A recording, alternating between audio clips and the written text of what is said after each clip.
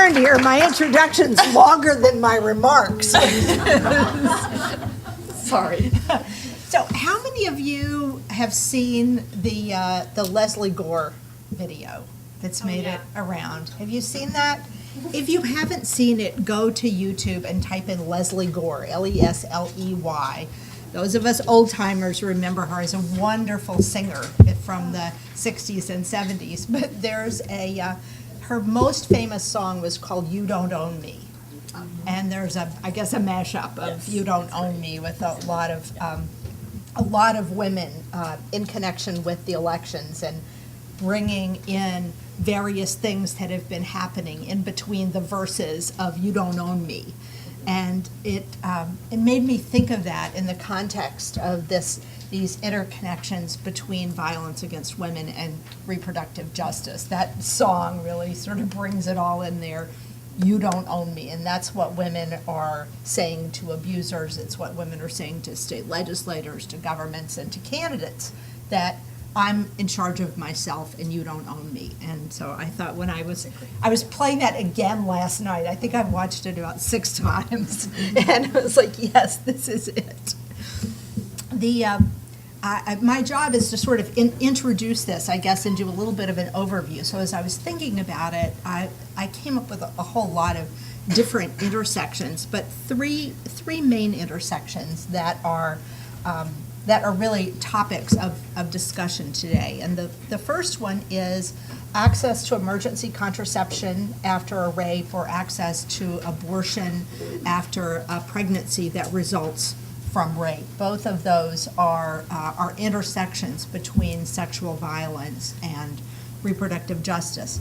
The second one is reproductive coercion in the setting of interpersonal or intimate partner violence. That's something that I think not a lot of people thought of 10 years ago or 15 years ago. It really, not that it wasn't happening, but that advocates just hadn't really put 2 and 2 together. They were so focused on getting women into shelter and into a job and that sort of thing, that they didn't know as much as we know now about that kind of coercion.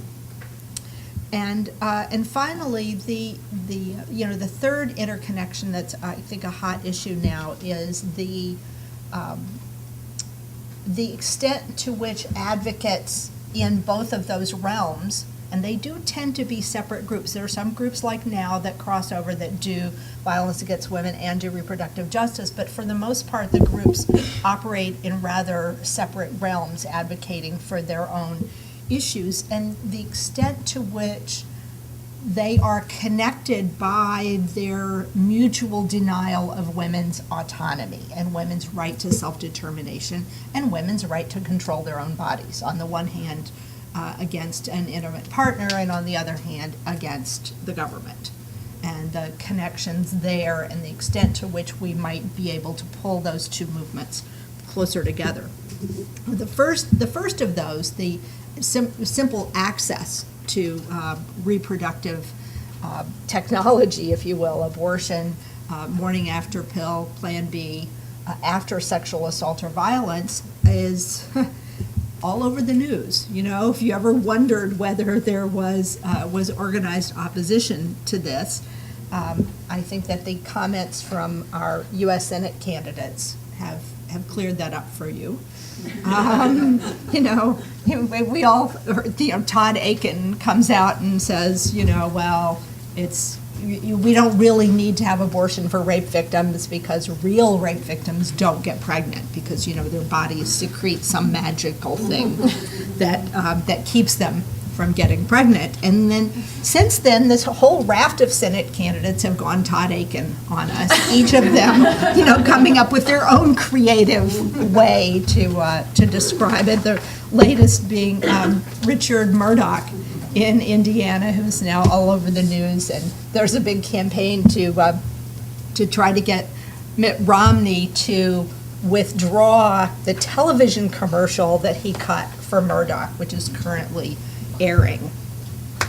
Yeah, that's the latest. Ellie sent out an email about it just the other day, so trying to get them to do that. But basically, what he said was that a rape survivor who becomes pregnant should not be allowed to get an abortion because that pregnancy is a gift from God, whether she sees it that way or not. But of course, we all know a lot more about rape and sexual assault than we did when I started in this close to 40 years ago. We knew it was bad and wrong, but we didn't know that much about it. And back then, there was a pretty widespread belief that it had something to do with sexual attraction. And then people started saying, well, okay, so why did that elderly woman get raped? And, why does the attractiveness of the victim not seem to have anything to do with how frequently, or her sexual attractiveness have anything to do with that? And it was, it was decades ago that we finally figured out that rape is a crime of control and not a crime of passion, and that it doesn't have anything to do with how she was dressed or how short her skirt was, or if you're in Italy, whether she's wearing blue jeans. You remember that case where the judge in Italy actually said, I'm not going to convict this guy of rape because she was wearing blue jeans, and everybody knows that you can't get a woman's blue jeans off without her assistance. And they actually acquitted the guy despite all the evidence because the victim had been wearing blue jeans. So we know, in fact, that rape is a crime of power and control and not a crime of sex or passion. And that's another one of the ways that it is, in fact, connected to intimate partner violence, which is also all about control and not about love or passion or any of those things, but I think it's an issue, especially among younger teenagers and adolescents, this idea that, well, it means he really loves me. He doesn't want other boys to look at me, doesn't want me to go out with my friends because he loves me so much, he wants to be with me all the time. So there is still that misunderstanding of what intimate partner violence really is particularly among younger people, and that's part of our work. The second connection that I wanted to raise is that the connection of reproductive coercion in the context of intimate partner violence in relationships where there is some kind of violence, although it's not exclusively so. Sometimes in relationships that aren't otherwise violent, there is still reproductive coercion. It's usually under the radar. An organization called Futures Without Violence has really done a lot of work on this, a lot of study. They did some pilot programs with various shelters and had them ask a set of questions as part of their intake process. And what they found was there's a huge prevalence, particularly in IPV cases, of condoms that just magically break. There was one young woman who was quoted as saying, it happened 6 times in a row. And I thought, okay, 1 condom breaks out of 6, but 6 out of 6? And I started to think that maybe there was something else going on here. And you wonder why she didn't figure this out after the 3rd one.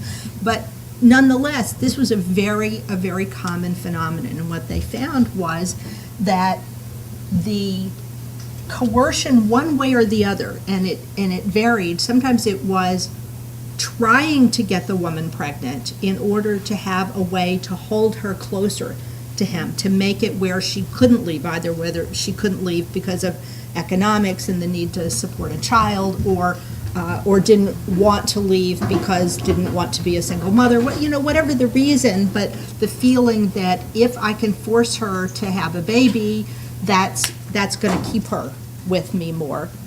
But it also went the other way. I mean, there was a lot of coercion to have an abortion. For example, when the girlfriend would get pregnant and didn't want to have an abortion, there was coercion to have an abortion. Particular abuse, we all know that abuse goes up during pregnancy. There's increased violence during a pregnancy frequently, and so that you have both aspects of that kind of reproductive coercion. So it runs the gamut from threatening to abuse her if she uses contraceptives, forcing her to use contraceptives, impeding condom use if she's trying to use condoms, either threatening, I'm going to leave you if you use a condom, or just doing something secretive like poking holes in the condom so it doesn't work, destroying contraceptives, flushing her pills. The list is long. But again, this is an area that I think 10 years ago wasn't something that we really thought about in connection with the Better to Women's movement, at least. And the third intersection that I wanted to bring up for us to think about, in our speakers and presenters today will bring up a lot of other areas, but that the interconnectedness of the threat to women's bodily autonomy from both reproductive injustice and from intimate partner violence, and the interconnections with those two. And there's a wonderful article written by a leader of a domestic violence advocacy group, Irene Weiser, that was brought to my attention by Carrie. I had not seen Irene's letter, but it really puts in a nutshell what this is about. Irene says that the essence of abuse is the denial of autonomy.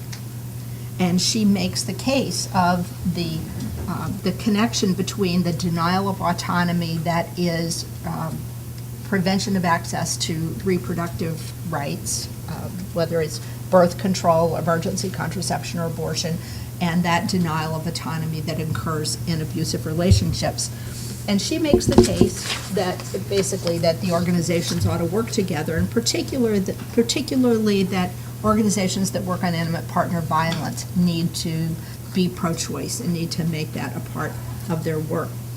And she says, I suggest that there's only one answer consistent with our mission to end violence against women, and that is to take a strong and unwavering stand for a woman's bodily autonomy, her right to decide for herself at all times what happens to her body. We should be no more willing to say the government is entitled to decide what a woman must do with her body under certain circumstances than we would be willing to say a rapist is entitled to a woman's body under certain conditions. The right to bodily autonomy and self-determination is pervasive and absolute, and that's a pretty compelling argument. So I'm looking forward to this day. I'm looking forward to hearing all of your thoughts, to see what our presenters who have come from all kinds of different backgrounds and experiences, what they have to add to this discussion, and all of the aspects of the intersectionality of these two pillars of the feminist movement. I hope you're looking forward to this day as much as I am. Thank you.